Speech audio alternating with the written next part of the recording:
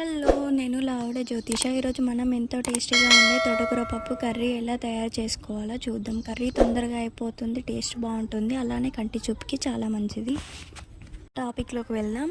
గంజు పెట్టుకొని కొంచెం ఆయిల్ వేసుకోవాలి. ఆయిల్ వేడి అయ్యాక 2 ఎండుమిర్చీలు, 3 వెల్లుల్లి వేగాక ఆనియన్ వేసుకొని లైట్ బ్రౌన్ కలర్ వచ్చేదాకా వేపుకోవాలి.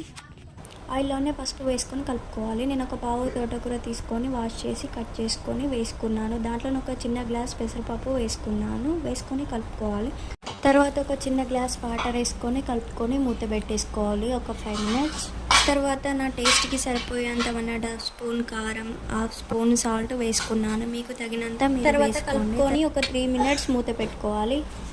తర్వాత ఒకసారి కలిపి స్టవ్ ఆఫ్ చేస్తే కర్రీ అయిపోతుంది. చూసారా, తోటకూర పప్పు కర్రీ చేయడం ఎంత ఈజీగానో. మీరు కూడా ట్రై చేయండి, చాలా బాగుంటుంది కర్రీ. ఈ వీడియో కనుక మీకు నచ్చితే like, share and comment and subscribe కూడా చేసుకోండి. Thank you for watching.